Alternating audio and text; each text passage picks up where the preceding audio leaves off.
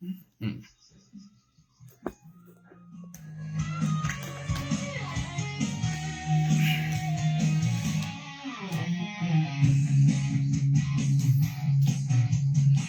Sa bawat hakbang, ako'y naguguluhan. Tulad ng hangin, ako'y nawawala. Pait ng buhay. Okay, God's morning mga kapatid. May check the search results I found online. Hey, God's morning po mga kapatid. May commercial, ano. Okay, ngayon po ay araw ng Friday, March 13. Ngayon pong taong ito ng 2026. Excuse me po. At ngayon po tayo po ay dadako muli sa ating daily devotion. At nawa tayo po ay mapagpala ng ating Panginoon sa bahaging ito. At ang ating pong topic ay very powerful, no?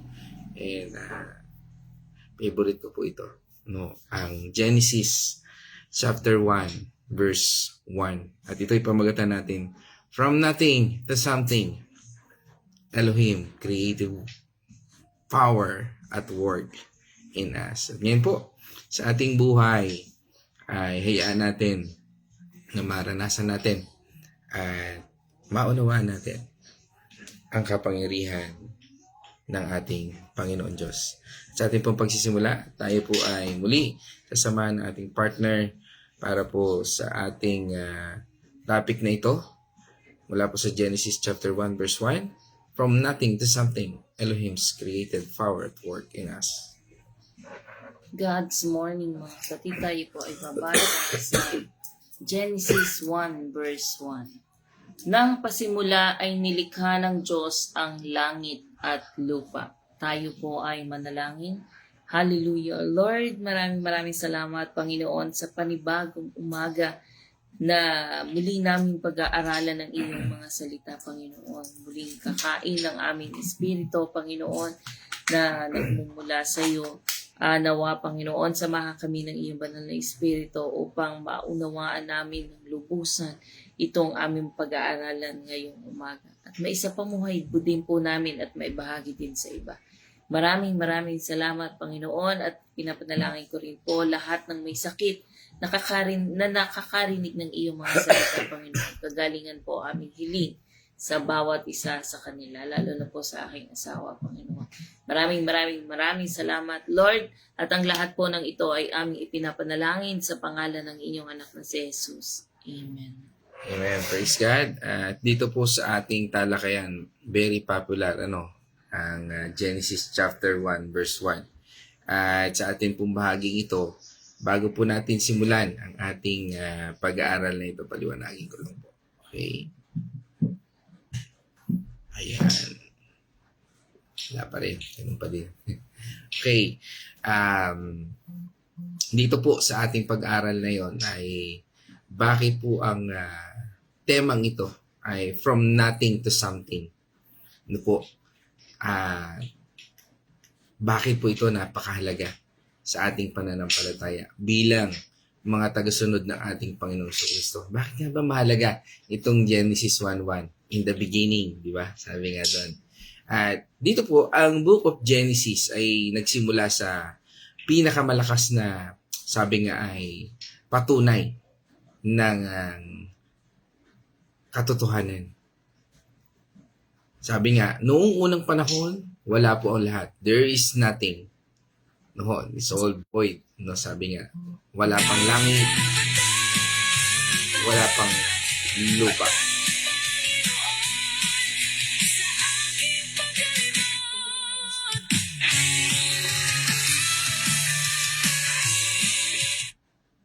Okay. So, sige po. At medyo nagkaroon ng interruption. No? At dito po sa ating talakayan sa Genesis chapter 1 verse 1, sa Amplified Version po ay sinabi ito, in the beginning, God, doon po ay sabi nga God, it means Elohim, no? Created by forming from nothing, sabi doon, the heavens and the earth. Ano ho? At dito po sa ating talakayang ito ay nagpapatungkol na na sa sandaling nagsalita po ang ating Panginoon Diyos ay nagkaroon ng something.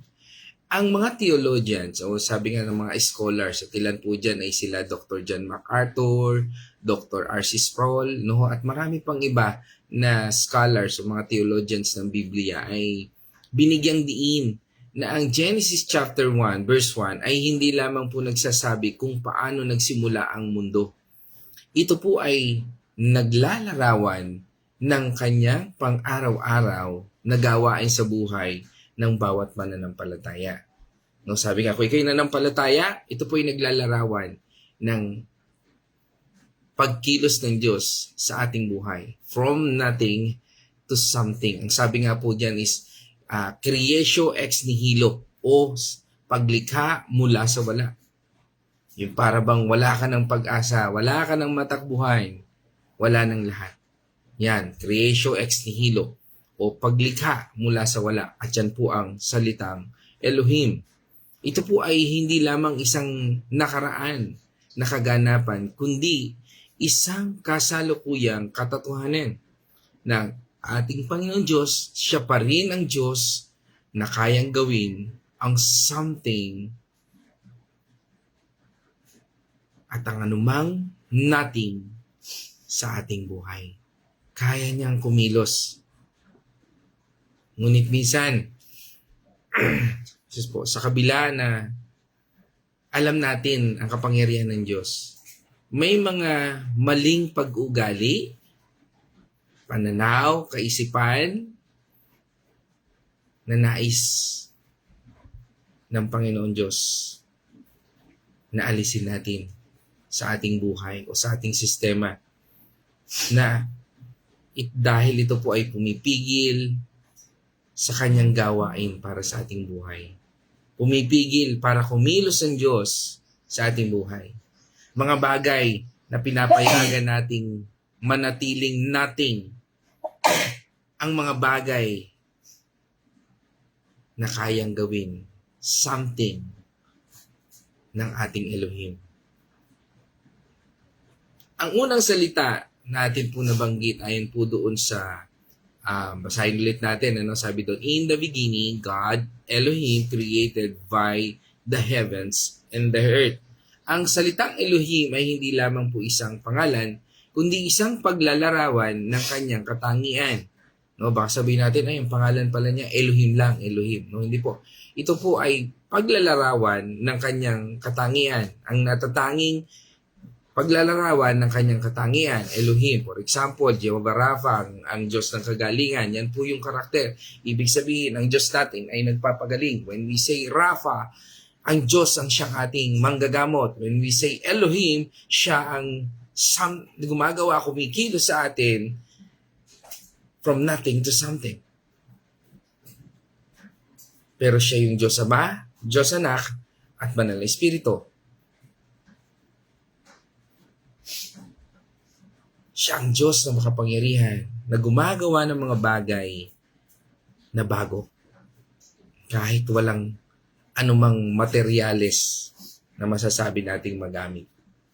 Ang paggamit ng Elohim dito ay nagpapahiwatig na siya ang isang makapangyarihan na maaring buhayin ang walang buhay, ayusin ang mga magulong bagay, o magulong sitwasyon sa ating buhay at gawing maganda ang walang kabuluhan. Okay. Isipin po natin na parang isang bihasang engineer, si Elohim, na binibigyan niya ng isang walang laman na espasyo ang utos na gawin, sabi nga kung yan ay walang laman, no? Pero ang gusto dito ay para magkaroon ng buhay, ang isang tahanan, binibigyan po niya ng makabagong tahanan. No? Parang may kusina, may kwarto, may sala, lahat ng kailangan para maging komportable ang gamit.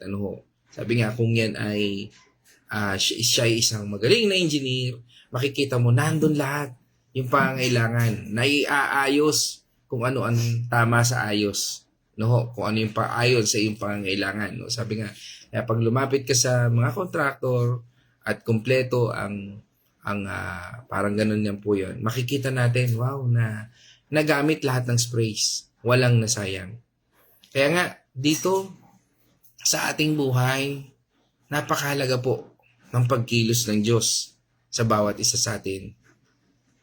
Ngunit, sa ating buhay, kung patuloy nating binabara o binabarahan ang daanan, hindi pinakikinggan ang plano ng Diyos, o binabago natin ang disenyo na hindi natin kinukonsulta sa Kanya, tinatanong sa Kanya, maaaring hindi mapatutupad ng maayos ang gawain. We fail. No, sabi nga, kung meron tayong dapat unang konsultahin, siya yun sa lahat ng ating desisyon. Kasi maaari akala natin madali, maaari akala natin mabilis, maaari akala natin kaya natin, pero minsan we fail something at nabubulagaan na lang tayo sa mga ganung pagkakataon. Diba? Ganon din tayo minsan. Inaayaan nating manatiling magulo o walang kabuluhan ang ating buhay dahil sa ating mga maling gawi. Sa halip na hayaan natin si Elohim na gumawa ng mga bagay na bago tayo mula sa wala. Okay, sundan natin. Sabi doon sa sumunod na talata is created. Sabi doon sa close parenthesis na yun ay by forming from nothing. Ito po ay nagbubukas ng ating isipan sa katotohanan na ang kapangyarihan ng Diyos ay walang hanggan. Unlimited. Sabi nga ay no walls, no boundaries. Hindi kayang pigilan. Ay sandali, Pastor, ba't hindi po nangyayari sa buhay ko? Hindi mapipigilan yan, pero pinipigilan mo. Diba yung hangin? Di ba naman siya kayang pigilan na dumating? Pero pag tinakluban mo siya, hindi pa rin nananatili. Ang hangin andun pa rin. Pero binablock mo lang siya. Tinatakpan mo lang siya. Ganon din ang Diyos. Kasi ayaw mo siyang kumilos sa buhay mo. Nagsasara ka, ikinukulong mo, pero nandun pa rin yung hangin. Na sandaling buksan mo ito, mararanasan, makikita mo siya. Without any condition. Tinakpan mo ako pero mananatili pa rin siya doon. Hanggang sa ikaw ay naiinitan, hanggang sa ikaw ay mahirapan ng huminga. At piliin mo na siya ang kumilos sa buhay mo.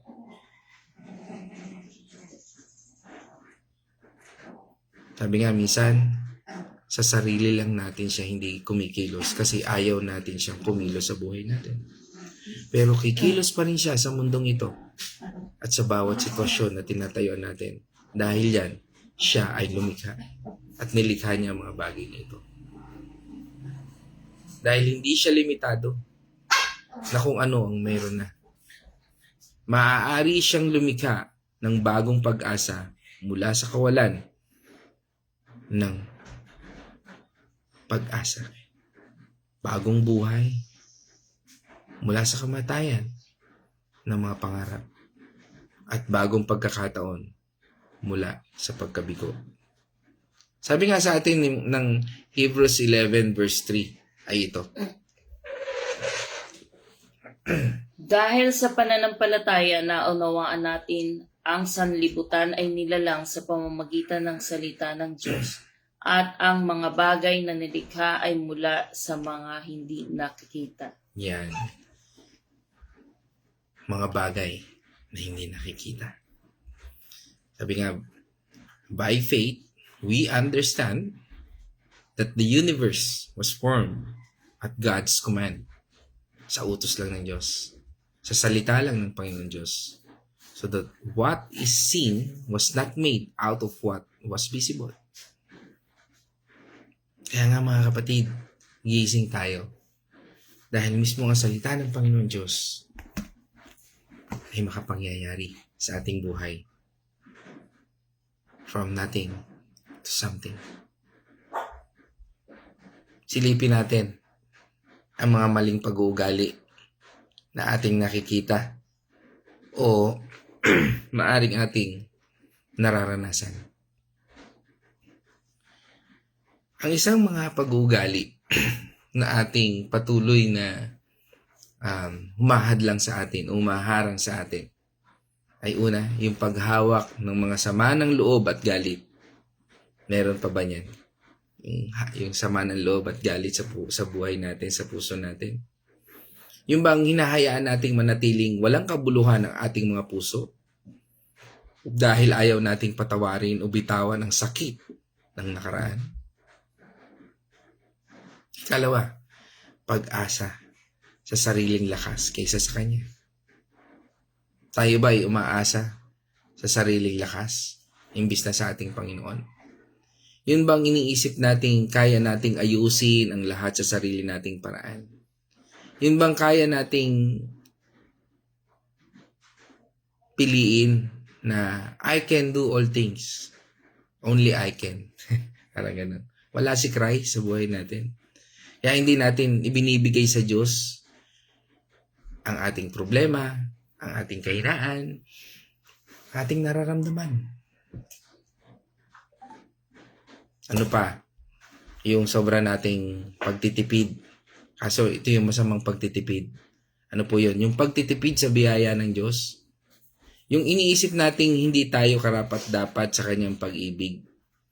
Kaya hinahayaan nating manatiling walang buhay ang ating relasyon sa Kanya. Hindi tayo umaattend ng Bible study, hindi natin inuunawa yung Kanyang salita, umaattend man tayo pero hindi naman natin talagang tunay na binabasa, hindi natin minemeditate, hindi natin isinasabuhay. Yan po yung pagtitipid natin sa ating Panginoon Diyos. Yung tinitipid natin siya na kumilos sa buhay natin. Kapatid, huwag kang maging matipid sa ating Panginoon Diyos. Hayaan natin siya na kumilos. Ano pa? Yung pagpapabaya sa talentong ibinigay niya sa atin. Yung bang binabaliwala lang natin ang mga kakayahan na ibinigay ng ating Panginoon Diyos. Kaya hindi natin nagagamit para gumawa ng mabuti at maaring makatulong din sa iba. Ano pa? Yung pagpapahalaga sa mga bagay ng mundo kaysa sa Kanya. Yung inuuna natin ang pera, karera, o mga bagay na makikita o nakikita ng mundong ito. Kaya hindi natin binibigyan ng puwang ang mga plano ng Diyos sa ating buhay para sa ating buhay. Mga kapatid, tandaan natin, God makes something of our nothing. Pero kung kailangan nating buksan ang ating mga puso, gawin natin. Huwag nating panatiling nakasara. Huwag nating panatiling matigas. Kundi hayaan nating baguhin tayo ng Diyos. Because God makes something of our nothing. Marahil ngayon may mga bahagi sa ating buhay na parang nating isang walang makabuluhang trabaho, isang sirang relasyon, o sabihin natin isang pusong walang lakas, o isang pangarap na parang hindi na mabubuhay. Ngunit marahil meron din tayong mga maling gawi na pumipigil sa ating Panginoon Diyos na gawing something ang mga ito. Halimbawa, baka merong isang tao na ngayon ay nakikinig o sabihin na natin na ikaw ay nakaranas na sinaktan ka noon at hanggang ngayon ay hawak mo pa rin ang galit. Dahil dito, hindi maipasok ng Diyos ang kanyang pagpapatawad at bagong pagkakataon na makapagbago ng relasyon natin. Sabi nga po sa atin ng Isaiah 61 verse 3. Upang pasayahin ang mga tumatangi sa Zion, kaligayahan sa halip na bigyan ng kapighatian, awit ng kagalakan sa halip na kalungkutan, matutulad sila sa mga punong itim na ni Yahweh, na ginagawa kung ano ang makatwiran at maluluwalhati ang Diyos dahil sa kanyang ginagawa. Amen. Grabe, no? Lumulundag sila kahit na may problema sila. Nagpupuri sila sa Panginoon kahit hindi nila nakikita yung provision. Sabi ng Panginoon, matutulad daw sila.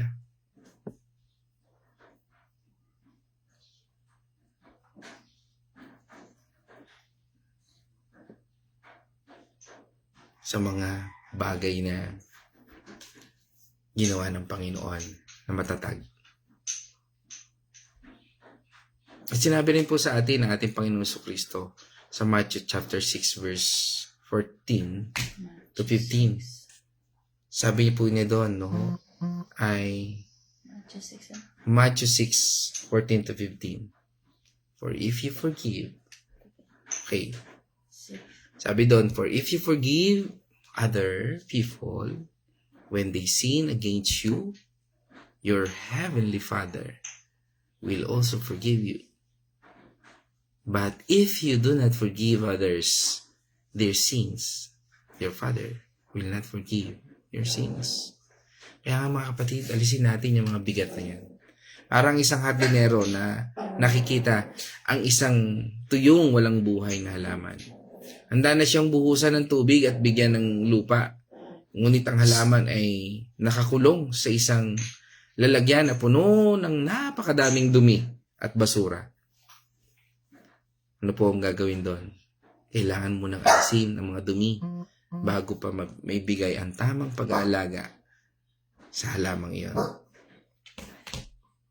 Tandaan po natin sa ating paksang ito, kaugnay din po nito, that our faith is built on this truth.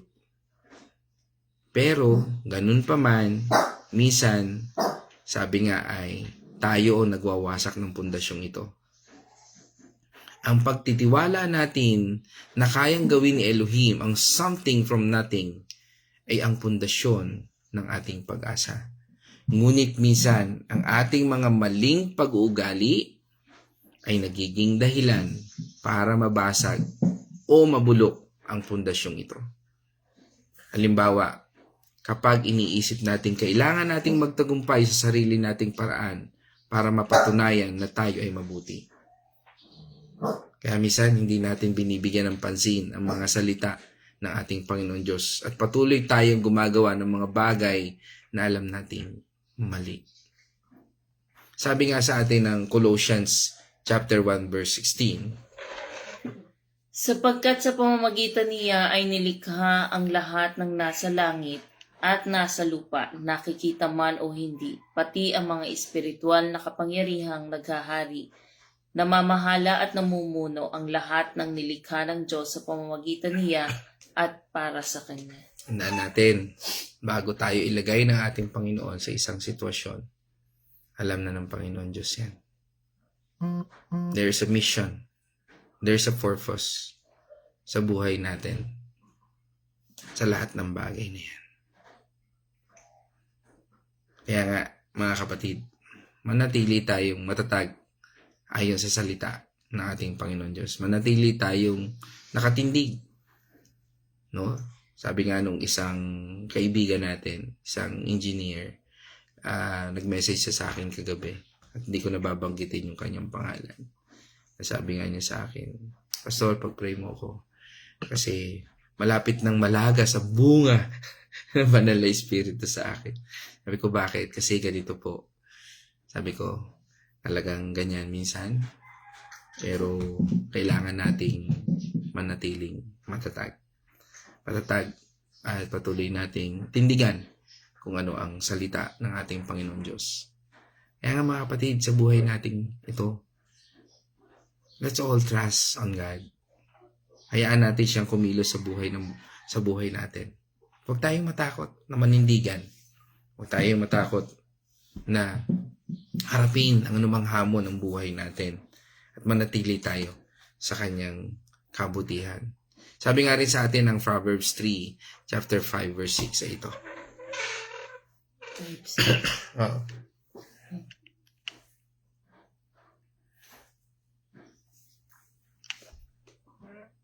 Pagkat di niya sinisiyasat daan patungo sa buhay, ang daan niya'y liko-liko, di naman Mali yan. niya ito Huwag kang nalalaman. Proverbs 3. Proverbs 3 verse 5 and 6. Proverbs 5. 3, 5 verse and 6. Okay. Kayawe ka magtiwala buong puso at lubusan, huwag kang manahan sa sariling karunungan. Sa lahat ng iyong gawain siya ngay alalahanin upang ikay patnubayan sa iyong mga tatahakin. Nangungungo na po. Pasensya na po. Yan. Proverbs 3 verse 5 and 6. Trust in the Lord with all your heart and lean not on your own understanding. In all your ways submit to Him and He will make your path straight from nothing to something. Parang isang construction na nagsisimula sa isang matibay na pundasyon. Ngunit patuloy tayong nag-uukay o naglalagay ng mga mabibigat na bagay sa ibabaw. Kaya unti-unting nagiging mahina at maaring mawala ng bisa ang tibay ng ating ginagawa. Sabi nga isa pa, that can connect to us, that we can reflect this creative power to others. Pero minsan, no, itong lakas na ito, itong talent na ito, ay minsan nagiging hadlang. Tulad ng paglikha ng ating Panginoon Diyos ng bago, sabi nga, mula sa wala. Binigyan din tayo ng kakayahang tulungan siyang gawing something ang mga nating na sitwasyon sa buhay ng iba. No, sabi nga, kung tayo ay nagiging bahagi ng pagkilos ng Diyos, hinahayaan natin na maging something yung natin. Pero kung hindi natin at tayo ay sabihin natin, tinatamad tayo, puro nguso lang tayo, bakit to? Kasi nga sa buhay natin minsan, yung testimony ng buhay natin ay siyang binabasa ng mga nasa paligid natin, pamilya natin. No? Kung bakit minsan nahihirapan tayong dalin sa Panginoon ang pamilya natin, kaibigan natin, because you are not initiate something. O maaaring nag-initiate ka lang, pero hanggang doon ka lang. Pero yung effort mo, hanggang minsan, mabilis ang bunganga kaysa sa gawa. O nauuna ang gawa bago ang pagkilos. Kasi ayaw nating magtiis. Kasi ayaw natin minsan magantay. I hope makes sense. Pero ito ay napakahalaga sa buhay natin. That we can reflect. We need to reflect dito sa bagay na ito. Kailangan tayo mismo ang kumilos. Kailangan maranasan sa buhay natin o maranasan natin ang pagpapalang ito ng Panginoon from nothing to something.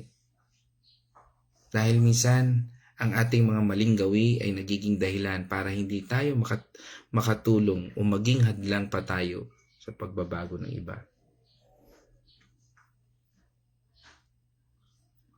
Kaya nga minsan, mas maigi na tingnan muna natin yung ating pamilya. Okay ba yung pamilya natin? Maayos ba? O parang ang gulo-gulo? May kanya-kanyang direksyon. Okay, isang halimbawa po nito. Minsan, di ba, sinasabi nating gustong tumulong sa mga nangangailangan. O, ngunit, hindi tayo handang ibigay ang ating oras. Minsan, yung pera natin, tikom. O pagmamahal na kailangan nila. Yan po yung mga mas mahalaga eh.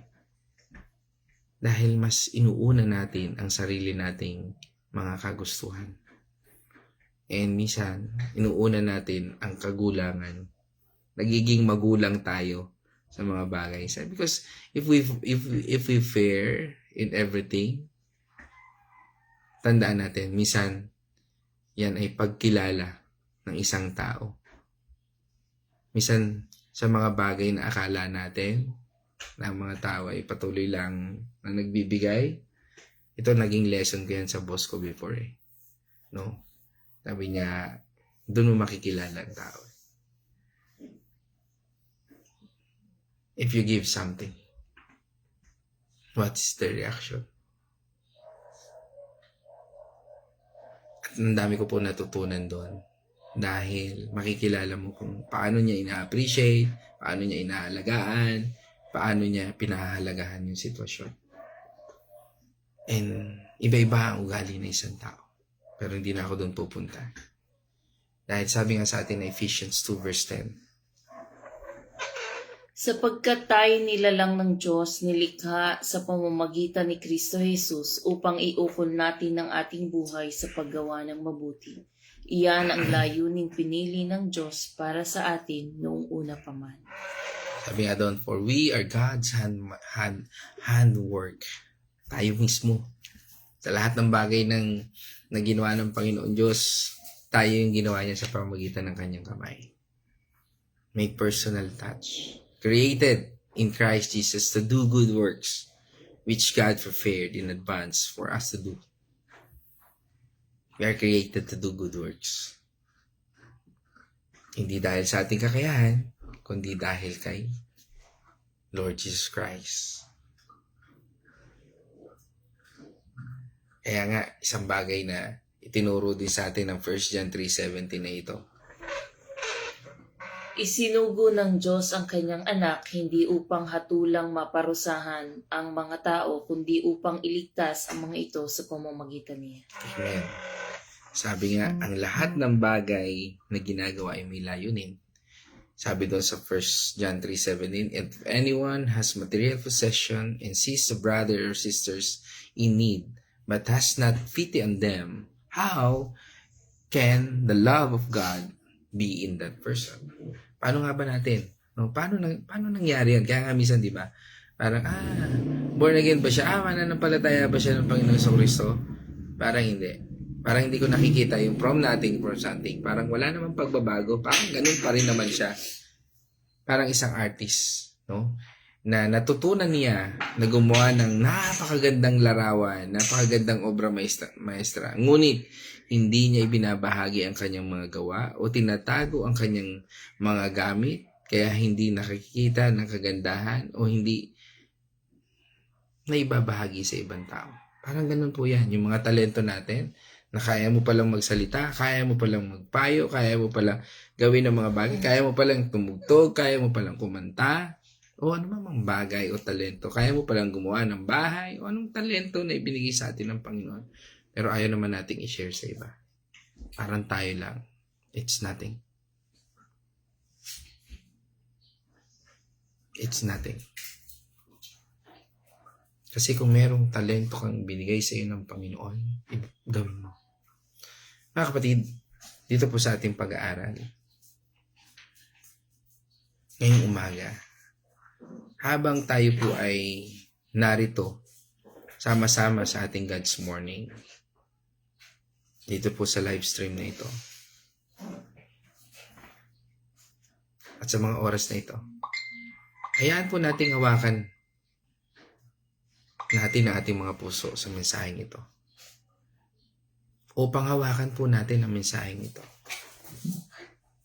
Si Elohim, ang Diyos na gumawa ng buong sansinukob mula sa wala. Siya rin ang Diyos na gumawa ng mga bagay na bago mula sa anumang wala. Kahit sa iyong buhay.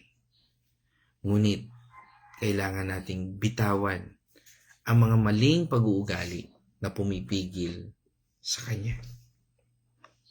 Baka ngayon meron tayong isang bahagi sa ating buhay na parang walang pag-asa. Bitawan na natin yan. At alam nating meron tayong mga gawi na mapagpapalala pa rito. Baka hawak-hawak pa rin natin ang mga galit sa isang tao o umaasa pa rin tayo sa sarili nating lakas. O maaring binabaliwala natin ang mga biyayang ibinibigay sa atin. Kapatid, ngayong umaga, hayaan nating pakinggan ang bahaging ito. Hindi huli ang pagbabago. Ngunit ito ay pumapasok sa pamamagitan ng pagtitiwala at pagbabago ng ating mga gawain o ating mga kilos. Siya ang Diyos na nagsabi, "Let there be light." At dumating ang liwanag sa kadiliman. Ngunit hindi niya pipilitin ang liwanag na pumasok sa isang pinto na sarado. Kailangan nating buksan ito. Siya ang Diyos na gumawa ng buhay mula sa walang buhay na lupa. Ngunit hindi niya pipilitin na mamukadkad ang isang bulaklak na nakakulong sa dilim. Ngayon, inahamon ko po ang lahat na gumawa ng isang desisyon. Isang desisyon na bitawan ang mga maling pag-uugali na pumipigil sa ating Panginoon Diyos na kumilos sa ating buhay. Sabihin po natin ito sa Kanya, Panginoon, humihingi po ako ng tawad sa lahat ng pagkakamali ko. Paumanin po dahil hinayaan ko pong manatiling natin ang aking buhay dahil sa aking mga gawin. Buksan niyo po ang aking mga mata at puso at tulungan niyo po akong baguhin ang mga ito para kayo na ang mamuno at gawin ninyong something ang lahat ng nating sa aking buhay. Purihin natin Panginoon Diyos, mga kapatid. Amen and amen. Dahil maging tulad niya tayo. Wag po nating hayaan na manatiling nating ang mga bagay na maaari niyang gawing something sa ating buhay. Itapon po natin ang sama ng loob. Umasa po tayo sa Kanya. Kung ang mga tao sa paligid natin ay hindi kaiga-igaya, suko natin kay Lord. Gamitin natin ang mga talentong ibinigay niya at ibigay natin sa ating Panginoon Diyos ang mga bagay na ninanais niyang gawin natin para sa mundong ito. Kung mayroon tayong kaibigan na nalulungkot, maging liwanag tayo sa Kanya. Kung mayroong komunidad na nahihirapan, tumulong tayo ng buong pag-asa. Kung ikaw mismo ay nakakaramdam na walang kabuluhan, hayaan nating ang ating Panginoon Diyos ang magbigay sa atin ng bagong layunin. Mga kapatid, tandaan natin, kung kayang lumikha ng Elohim ng langit at lupa sa wala, sigurado, kaya kanyang baguhin. At ang maling gawain natin ay hindi posible sa Kanya. Dahil ang mga bagay na hindi natin kayang maisip o makita ay kaya niyang gawing something sa ating buhay. Mga kapatid, dyan po ako magtatapos. At ngayon naman tayo po ay tutungo sa Venice Reflection. At nais ko munang batiin ng happy birthday ang aming baby Iyana. At Iyana Faith, no? Si Iyana, isang happy birthday sa iyo, bebe. No? Happy 12, no? Happy 12 years old, no? Sa iyong buhay, no? Kagabi ay binati rin namin siya. At ngayon, babatiin ulit natin dahil napaka-special din po ng batang ito, no? Sa atin, sa Purpose Build Life Ministry. Yan, patuloy kang baguhin at patuloy kang palakasin ng ating Panginoon. Purihin ang Diyos sa buhay mo. At God bless at patuloy kang pagpalain ng ating Panginoon Diyos. At ngayon, tayo po'y dadako sa Venice Reflection. God's morning, mga kapatid. Dito po sa ating napag-aralan sa Genesis 1 verse 1. Nakaramdam po muli ako ng kagalakan at pasasalamat sa ating Panginoon sa pagkakataong makilala ang ating Panginoon. Hindi lamang po siya ang ating tagapagligtas, kundi siya rin ang may lumikha ng lahat at lumikha din sa akin at sa inyo din, syempre. Una po, nalaman ko na hindi ako isang aksidente. Ito po ay plano ng ating Panginoon. Ang bawat isa po sa atin ay nilikha ng ating Panginoon ayon sa kanyang plano. Bago pa man umiral po ang sanlibutang ito, mayroon tayong lugar sa plano ng Diyos. Nung una kung natanggap natin si Kristo bilang ating mga tagapagligtas, natutunan ko na hindi ako niligtas mula sa kasalanan, kundi binigyan din niya ako ng tunay na buhay dahil ako ay bahagi ng kanyang mahalagang paglikha. So natutunan ko po doon na talagang ang Panginoon ay may plano sa buhay ng bawat isa. Kaya po kung tayo man ay nasa sitwasyon na hindi maganda, alalahanin po natin itong verse na ito na ating natutunan. Sapagkat sabi nga po kanina, kung kaya niyang lumikha ng langit at lupa, ay kayang-kaya rin niya tayong ihaahon sa kung anuman sitwasyon ang ating kinakaharap. So pangalawa po, ito pong ating napag-aralang ito ay nagpapaalala sa atin na ang kapangyarihan ng Diyos nagpapaalala sa atin ang kapangyarihan ng Diyos at katapatan ng Diyos ay kung kaya niyang lumikha ng langit at lupa nang mula sa wala ay siguradong kayang-kaya nating harapin ang anumang problema sa buhay. Kapag naranasan natin na nababalisa tayo o nawawalan tayo ng katiyakan, ito pong verse na ito ay ating balikan. Alam kong ang Diyos ang lumikha ng lahat upang magpatuloy at mag-alaga sa bawat isa sa atin. Kailanman ay hindi po niya tayo pababayaan. Sapagkat kung kaya niya din ibigay ang buhay ng kanyang nag-iisang anak sa atin upang tayo ay maligtas sa ating mga kasalanan, ay kayang-kaya rin niya tayong patawarin kung tayo ay hihingi ng kapatawaran sa Kanya. Lahat po ng ginawa ng ating Panginoon ay para sa atin. Tayo na lang po talaga ang lumalayo sa Kanya. Kaya po tayo ay lumapit sa Kanya sapagkat lahat naman po ay ginawa niya. Doon nga po din, bahagi din po ng Genesis 1 ay ang paglikha ng mga bagay na meron tayo ngayon.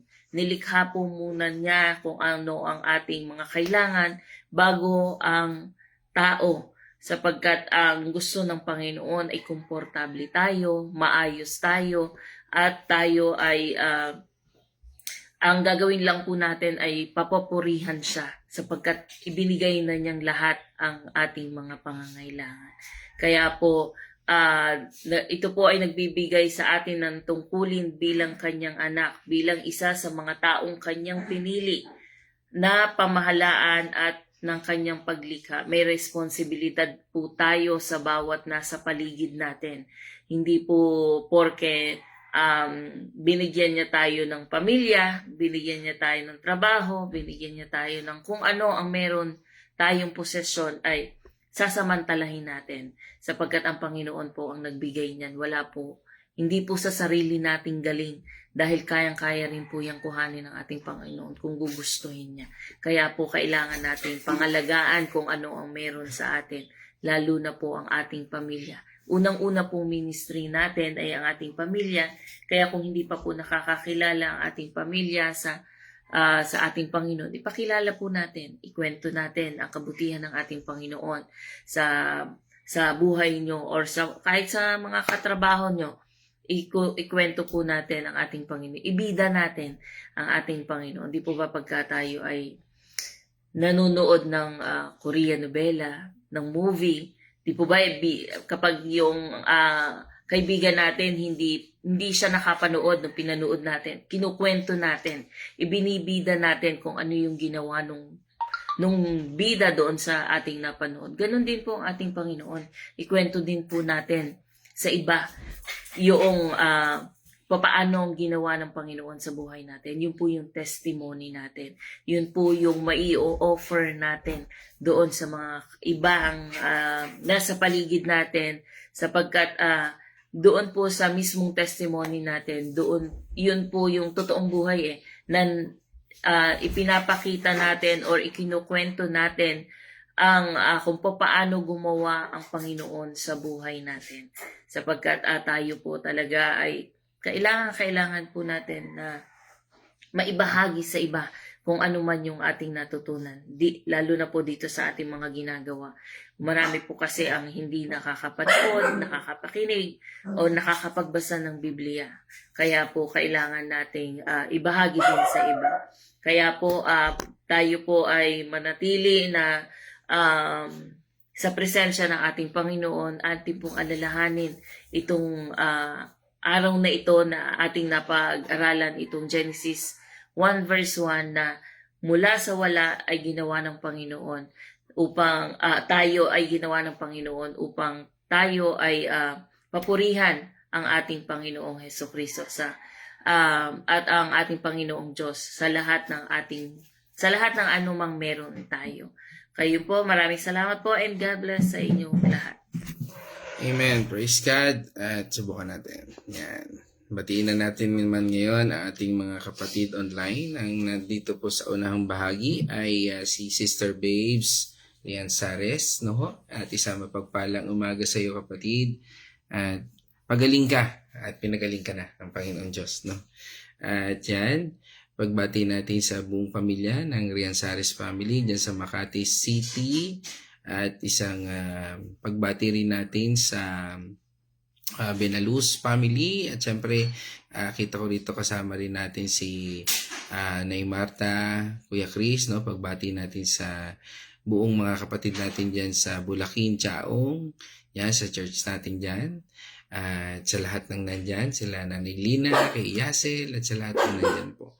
At yan, tungo naman po tayo sa Bayan ng Liliw, ang Arosena family. Yan, isang pagbati natin kay Nay Edna Arosena. Yan, isang mapagpalang umaga po sa inyong buong pamilya dyan po sa Bayan ng Liliw. Yan, at kasama rin po natin ang ating kapatid si Nars Abidao. Yan, kasama po natin yan, from Seattle, Washington. No? Yan, sa USA, si Nars Avi, at isang pagbati sa iyong buong pamilya. At sa samahan naman po ng mananahi dyan po sa Lumban, Laguna, ay muli kasama po natin si Sister Wilma Mandigma. Yan, isang pagbati sa lahat ng mananahi dyan, at syempre sa iyong dalawang anak, kay Naya at kay AJ, no, sa aking ina-anak. Yan. At sino pa? Yan, kasama rin po natin si Nanay Josie from Barangay Santo Niño, no, San Pablo City. Isang mapagpalang umaga po sa inyo at sa inyong buong pamilya, at pagaling din po kayo. Yan, at kay sama rin po natin from Bacolod City ang ating kapatid dyan, si Kuya George Pios, at isang pagpapala, no, sa iyong buong pamilya, ano ho. At yan, sama rin natin po tuloy-tuloy tayo pagbati, ang Nonoso family. Isang mapagpalang umaga po sa inyo at sa inyong buong pamilya. Yan, ang Nonoso family. Yan, isang kagalakan muli, no? At tungo naman po tayo sa Israel, no? Yan, ating kapatid si Maria Fe, no? At syempre pagbati rin natin sa iyong hubby, no? Kay sa ating kapatid si Brother Ian at sa iyong mga anak, no?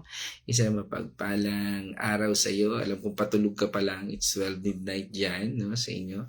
At pagpalain at patuloy na mag-ingat, no, dahil sa gerang yan, no? Bagamat sabi nga ay talagang ang kaguluhan ay nandyan, pero ang Diyos na siyang may lalang ang siyang sa atin ay magpoprotekta, at patuloy kang ingatan at pagpalain ng ating Panginoon Diyos. Okay? So, dito rin po ay bumabati siya. Yan ay binabati rin po natin ating kapatid, at salamat sa iyong Sabi nga, nakikita ko rito sunod-sunod, ano, bagamat ngayon ko lang ulit siya babatiin, no, ang si Buena Popan, no, Castillo, yan, si Sister Buena, at syempre pagbati rin natin kay Brother Alvin at sa inyong apo at mga anak, no, at manugang, no, saan mang sulok ng mundo, yan. Regards yan sa ating kapatid, yan sa San Gregorio, no, San Pablo City, at yan, kasama rin po natin ang Azucena Taño family sa mag-asawang ito, sa ating matalik na kaibigan, Kubare, yan, at mga partners natin sa ating mga business, no? Yan, kasama natin si Brother Arthur at Kumaring Carmeline, no? Tanyo, pagbati natin. Yan, ganun din siyempre pagbati natin sa kanyang mga anak, kay Jolene, kay Pao, na laging sumusubaybay din dito sa ating God's Morning. At pagbati rin natin sa aking inaanak, kay Tyrone at kay Janessa, no? Yan, sa aming inaanak. Yan. At syempre kay Phoebe na nakikinig din, no?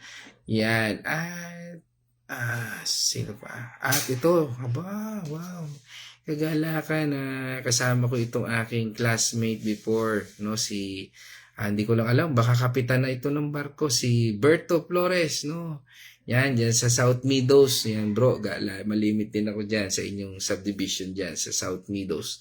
Yan, kasama natin itong ating itong classmate ko po ito noong high school, no? Si Berto Flores, isang mapagpalang umaga sa iyo, kapatid. Nawa ay pagawa ka sa akin ng bahay.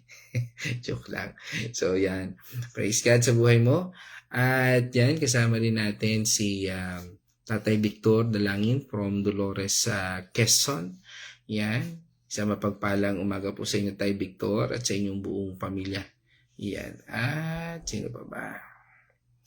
Yan, siyempre kasama rin natin aking magandang nanay, Corazon Mercado. Yan. Gano Mercado, siyempre dyan sa Santa Rosa, Laguna. At siyempre pagbati ko na rin sa aking anak, ano, dyan sa kay Casey, ano, sa aking kapatid, kay Caroline Mercado, at sa aking mga pamangkin, no, kay Princess, kay Shai, kay Jello, kay CJ, at kay Baby Sia namin. Yan, sa aming bunso, Laloy. Yan. At ngayon kasama rin namin ito kagabi, no, ang nakakahanga, ano, na I'm praying na pagdating ng edad ko na sa kabataan ni Nay Remy ay ako'y uma-attend pa rin po ng mga Bible study dahil nakaka-inspired po kayo. Yan, kayo nila Nay Winnie, ano, na patuloy na uma-attend ng Bible study, no, na kahit na sabi nga ay minsan ay inaabot kami ng 11, no. Yan, ito po, pagbati po natin kay Nay Remy Alinea, no, mula po sa Dolores, Quezon. Nay Remy, mapagpalang umaga po sa inyong buong pamilya. Yan, at God bless po sa inyong church at sa inyong ministry. At patuloy po kayong pagpalain ng ating Panginoon Diyos. Yan, at pagbati rin po natin sa ating kapatid, sa ating kamananampalataya at kamanggagawa, ano, at kasama natin sa ating ministeryo, no, katuwang natin, ano, at sa ating kumpare, yan, si Brother Rolly Malasmas at sa yung buong pamilya, dyan kay Sister Angel, no, kay Roan, at kay aking inaanak na si Rael. Yan, at yan, siyempre kasama rin natin ang aking poging pinsan. Yan, si Neil Mercado dyan sa Pagsanghan, Laguna. Yan, isang mapagpalang umaga sa iyo, pinsan. Yan, at sa iyong buong pamilya, siyempre, dyan kay Corinne, kay Luna, at siyempre sa mga baby dyan kay Chandler at kay Chester. At sa buong, dyan sa nanay ni Corinne at sa buong mga kasama nyo dyan sa Pagsanghan, Laguna. Yan, at kasama rin po natin si Brother Rick Ramos dyan sa Santa Rosa, Laguna. Isang mapagpalang umaga po, Brother Rick, at God bless po sa inyo. At patuloy po kayong pagpalain ng Panginoon Diyos saan mang project, no, kayo ay pumupunta. Yan. Ingatan po kayo ng ating Panginoon Diyos. At yan, kasama rin po natin, siyempre, si Nay Gloria Benaluz. Yan. At ang aking titang maganda, si Leia Mercado. Bakit mo nga naman? Nakita ko dito, aking tita Leia, dyan sa Pagsanghan, Laguna. Yan, syempre regards kay Uncle Weng. At kay Jai, syempre kay Jai, no? Kay Jaira, yan. At God bless po dyan sa Pagsanghan, Laguna. Yan, at sino pa? Ayan, nabanggit ko na rin ang Kuya Chris. Happy birthday, sabi nga ni Nay Winnie. Ineng, yan, kay Yana Pay po yan. Yan, happy birthday po. At ano pa po ba? Sino pa po ba? Yan. At wala na po yata, no? Mukhang wala na, no? Kung meron po akong na-miss o hindi ko nabanggit, mag-heart po kayo para makita ko. Okay, mukhang wala na, no? Okay. Okay, new comment. Sino itong new comment? Praise God. Okay. Si Praise God. Ang hindi ko pala nabanggit. Biro po, Atenela. Okay. So, praise God po. At yan, tayo po ay tutungo na po sa isang bahagi ng ating pagtatapos. At nawa, tayo po ay napagpala ng ating devotion for today, no, mula po dito sa Genesis chapter 1 verse 1 ay sabi nga na pinamagatan natin from nothing to something, no, Elohim's creative power at work in us, no. Ngayon pong araw na ito, Friday, March 13, tayo po ay magtatapos at nawa, tayo po ay napagpala na ating Panginoong Diyos. Tayo po ay manalangin. O manaming Diyos na makapangyarihan, banal na Espiritu at aming Panginoon, tagapagligtas. Kami po ay nagpapasalamat sa bahaging ito na kami po ay iyong napagpala ng iyong salita. Mula po sa iyong pagpapala at mula po sa iyong kabutihan, kami po ay patuloy, Panginoon, na nagpapasalamat sa lahat ng iyong kabutihan, na sa lahat ng bahagi, Panginoon, ng aming natutunan ay patuloy ka, Panginoon, na kumilos sa aming buhay. At patuloy, Panginoon, ay dinadalangin namin na gawin mo, Panginoon, ang buhay namin ito na maging pagpapala rin po sa iba. At sa aming buhay, patuloy namin dinadalangin aming mga kapatid, Lord, na nagdiriwang ng kaarawan, Lord, especially, Lord, si Yana. Lord, patuloy niyo po siyang pagpalain at patuloy nagabayan. At dalangin namin, Panginoon, na patuloy kang maghari sa kanyang buhay, Lord, at patuloy niyo po siyang ingatan at bigyan, Panginoon, ng kalinawan sa kanyang pag-iisip. At sa lahat ng desisyon na kanyang gagawin, Lord, pangunahan mo po siya. At Lord, dalangin namin, Panginoon, na patuloy mong gabayan ang bawat isa na may karamdaman, o Lord, lalo na may mga sakit ngayon. Lord, dinadalangin po namin si Sister Babe, si Pastora Pez, Kuya Chris, at ang lahat po na may karamdaman. Salamat dahil ikaw ang aming Jehovah Rapha na siyang nagbibigay sa amin ng lunas at kagalingan. Ikaw ang Jehovah Rapha sa aming buhay. Lord, patuloy kami nagtitiwala sa pamagitan ng mga bagay na ginawa. Ikaw ang Elohim na siyang lumilika ng mga bagay from nothing to something in our life. Kaya, Panginoon, sa iyo po ang papuri at pasalamat sa lahat ng ito. At patuloy namin dalangin sa pangalan ng Diyos Ama, ng Anak, at ng Banal na Espiritu. Kaya, kapatid, in this our faith, in Jesus' name, amen, amen. Let us shout the shout of victory. Christ is dying. Christ is risen. Christ will come again. And together, we are for Christ again. God's morning, everyone.